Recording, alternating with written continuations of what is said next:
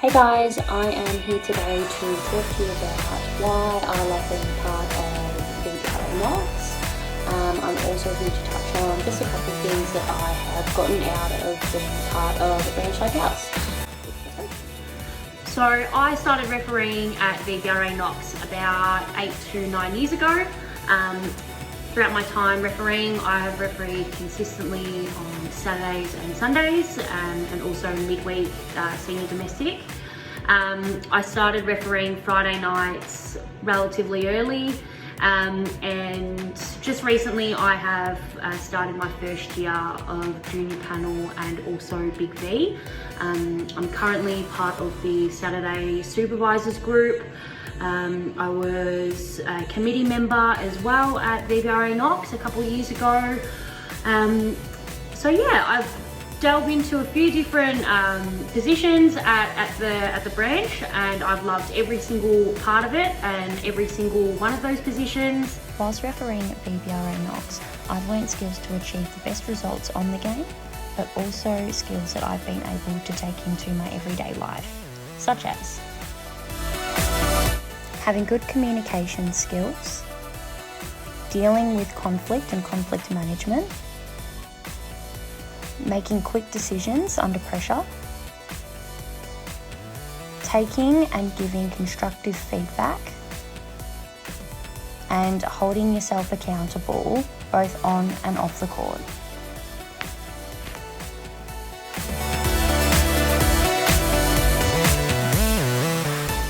One of the best things about VBRA Knox is that it's such a supportive environment for all of your refereeing goals.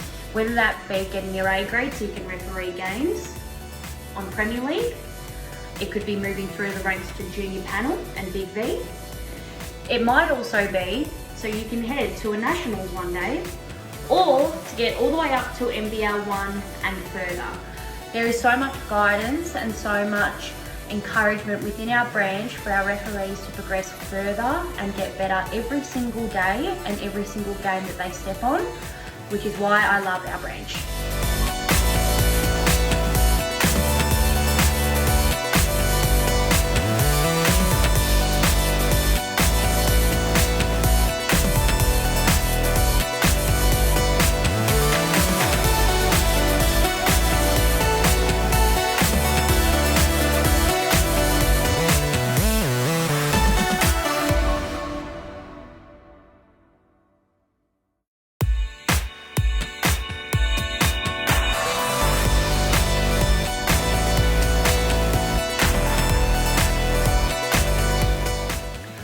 Last but certainly not least, my favourite part about our branch would be our annual referee camp that we hold.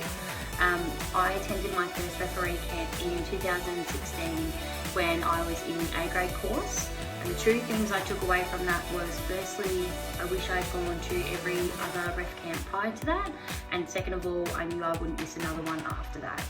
I had the best time. I made so many new friends.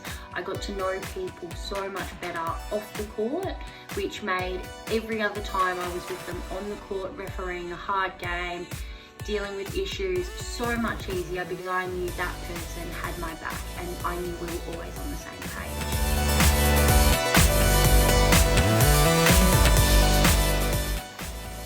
So my final note is that if you are someone who wants to improve their game, if you want to learn more of the rules and how to apply the rules, if you have ambitions to go further with your reffing and make new friends within the branch, let this be your next step and get involved with our 2021 virtual ref camp. You will not regret it. It's going to be something special and certainly one to remember. So get involved and let's have a good one.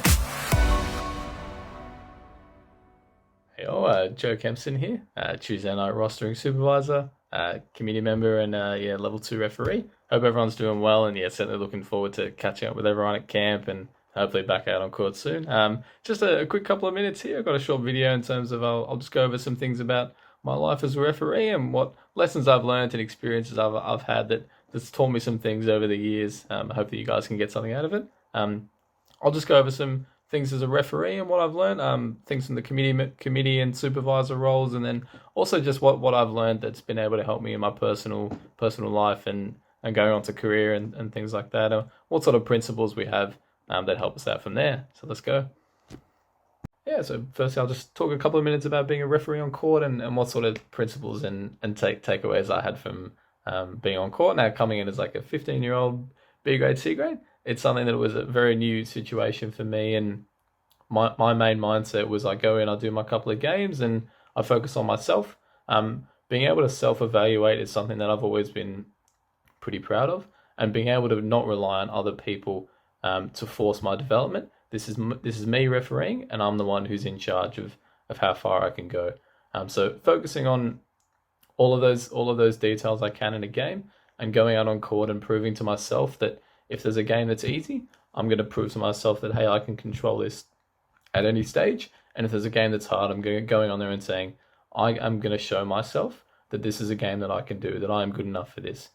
So yeah, taking pride in your own development is something that I was really, really big on.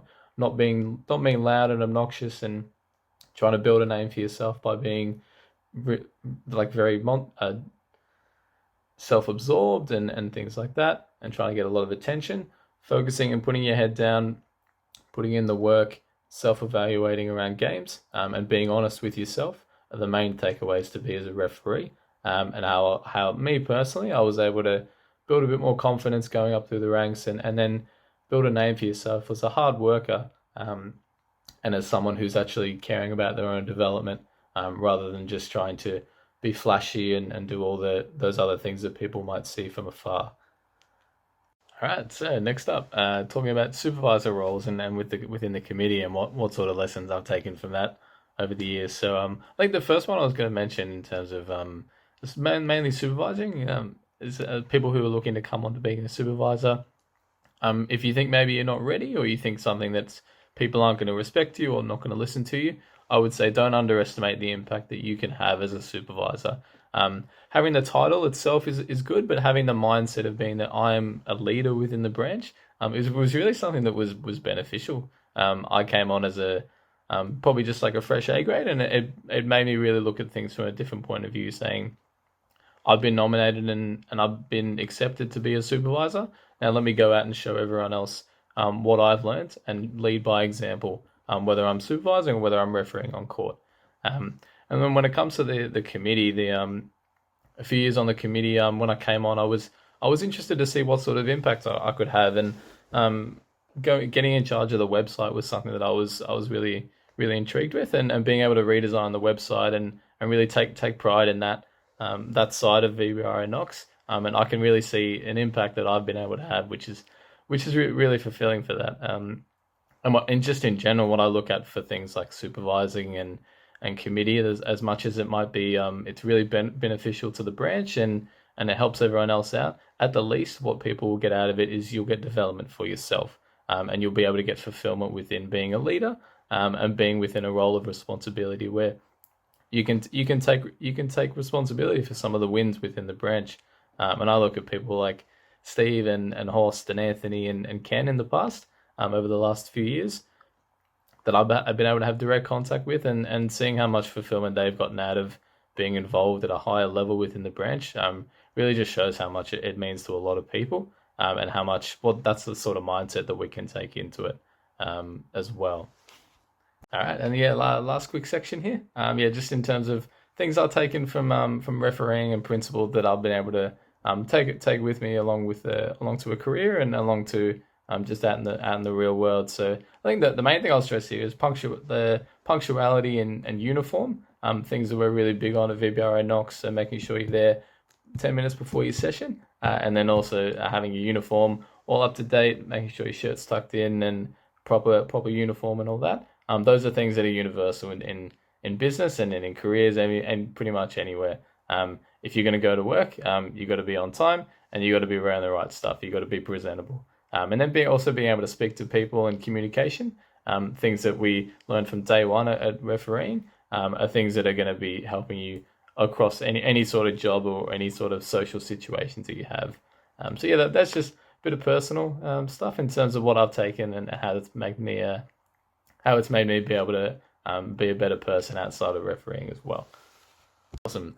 Thanks for your time, everyone. Yeah, look forward to a next couple of videos coming up, and see you all at camp. Awesome. Like and subscribe.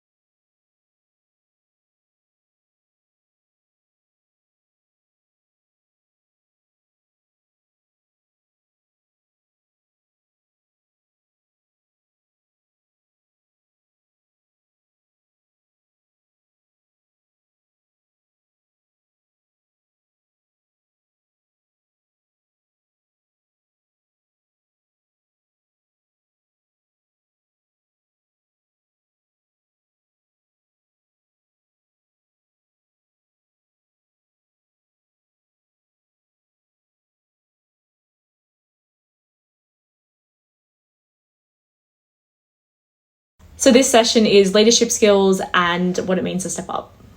So when I saw that I'd been asked to film a little pre-hype video about this, I decided that I would do some more research and start watching some YouTube videos of all different great leaders around the world.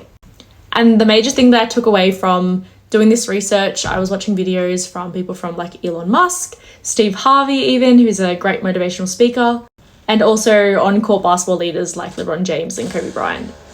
What I found was they all expressed the same key concept for where leadership begins.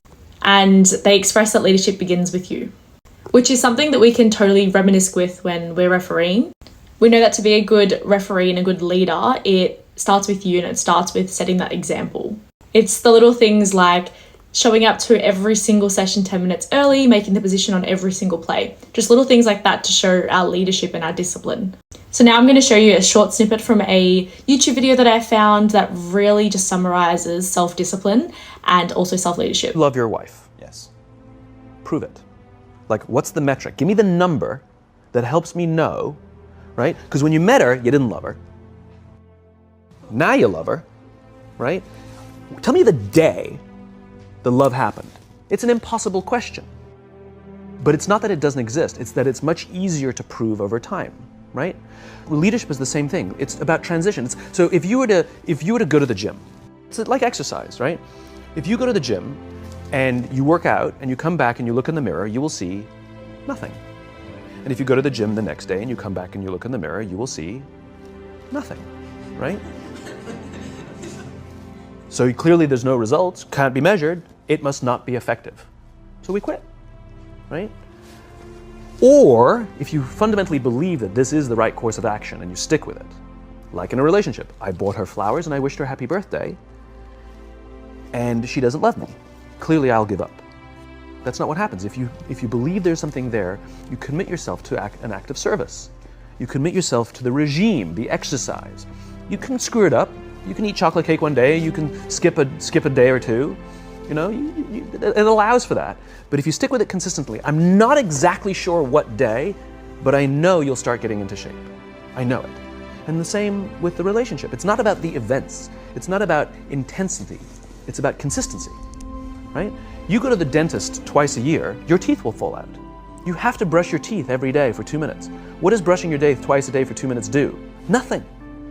Unless you do it every day, twice a day for 2 minutes, right? It's the consistency. Going to the gym for 9 hours does not get you into shape. Working out every day for 20 minutes gets you into shape. So the problem is we treat leadership with intensity. We have a 2-day offsite, we invite a bunch of speakers, we give everybody a certificate, you're a leader, right? Those things are like going to the dentist. They're very important. They're good for reminding us or getting us back on track, learning new lessons. But it's the daily practice of all the monotonous, little, boring things like brushing your teeth that matter the most. The reason that I wanted to show this video was that I think it really summarizes self-discipline, self-leadership, and also leadership holistically. It really just expresses that consistency, discipline, and self-leadership are key elements and attributes to be a good leader yourself. And the way that this loops back into our refereeing is that we're being disciplined on our games and we're showing those attributes of a great leader, which is discipline and consistency, that they can trust us, and we're building trust with not only our fellow referees, but also with our players as well. So the reason I keep talking back to self-discipline and self-leadership is because being a leader doesn't have to be only verbal. And that is what was expressed in the video that you just watched before and other videos that I watched on YouTube as well, is that leadership really does begin with you. You want to be able to influence people and be a leader, potentially without even being verbal. And that's how you know someone is a great leader, is because they can influence you in more than one way. Back a few years ago, before I started refereeing at Knox, I would be down at Knox playing, coaching, and watching my friends play. And I would watch the referees and be so influenced by how they were refereeing that it would influence me to want to be a better referee. They were people that didn't know I existed, didn't know I was watching them, and they were influencing me. Their leadership skills were coming through non-verbally, purely because I was a bystander watching them. And I think that is an amazing quality to have.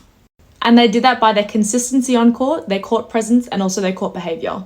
There are so many great tools out there and so many skills and qualities that you can show as a leader, but I definitely think the first place you need to start is with yourself. So if you can only take one thing away from this session that I've just ran, is a famous quote that was said by a US lawyer. His name was John Adams, and he said, "If your actions inspire others to dream more, do more, or be more, then you are a leader." Which is so incredibly true, and something that you should really take on board and think about when every single time you step out onto that court. To conclude this session, I just want to say thank you everyone for taking the time to watch this. I would also ask everyone, if you can, please comment down below other qualities you think are key elements to being a successful and a great leader. I can't wait to see everyone at the referee camp on the 30th. Hi, my name's Madison Gordon. I have been officiating junior panel for 6 years, and in the next 5 minutes I'm going to tell you why it should be your next step. What is junior panel, you might ask? Junior panel is where a select group of referees officiate the highest level of junior basketball in Victoria. You might know of teams playing BC or Victorian Championship. That is the kind of league that we officiate. I'm going to take you back to a moment in my career. This is me in 2014. I was invited to a classic over the weekend before I was actually on junior panel. It was an amazing experience. I met people that I am still in close contact with from other associations. I learnt things that have sort of built me up in my reffing career now. I was ref coached on pretty much all my games. I got so much awesome feedback. And I just took as much as I could away from that weekend. That experience is just one reason why I did junior panel for 6 years. Let me show you a few more. It's Friday afternoon and I'm going to tell you another great reason why you should join junior panel. You get to travel to other associations, so that means that you get to officiate different teams, meet different people, get ref coached by other people that you've never met before, make friendships that will last forever. So guys, let's hit the road. Refereeing junior panel is a challenge, but it's a challenge that I think you can handle. You get a lot of different perspectives on the elite level or the pathway to becoming an elite referee and officiating these high quality games. You also get a lot of exposure with things like shot clock, fully timed games, and pre and post game discussions with your partner, where you can talk about the game, things that happened, and things you both want to work on. How do you become a junior panel official, you might ask? There is a few requirements. One of them is that you need to have held your A grade for a minimum of 12 months. The next one is that you need to be endorsed by your local branch. You need to pass a fitness test to a certain point. You also need to pass a rules exam. and attend the action day that they hold before every season. Now, if these don't apply to you just yet, that's no problem. They will eventually. It should be a goal for you. I started junior panel when I was in year 11. Now, although this is a commitment, it is one that you could do at any stage of your officiating career. It is held on Friday nights, and most of the time you can be rostered to venues close to your home, although sometimes you might get rostered a bit further. But sometimes that can be quite a rewarding experience. Just remember, with junior panel, what you put in is what you get out. Junior panel opens the doors for many other achievements and goals that you might have. You might have heard of some other officials attending things like national tournaments or classic tournaments. I was lucky enough to go to the classic in 2014 and 2015 where I medalled. I've also been to a classic in 2019 where I got the bronze medal game, and I attended the Iberberge National Championships in 2020 where I received a gold medal game. A national tournament is where teams will travel from interstate, pick their best players from the state and bring them to a specific stadium. You get to travel as well and live in sort of like a hub for a week where you get to spend lots of time with other officials. Like I said before, you get to make lots of friendships and experience reffing on a completely different level. In conclusion, guys, I really hope this video has opened your eyes to the next step, and I hope it's now a goal for you. If you have any questions or anything regarding junior panel, I highly suggest just jumping over to one of your supervisors or committee members, or maybe a close friend that you might have that referees junior panel, and ask them anything, and we'll be happy to help.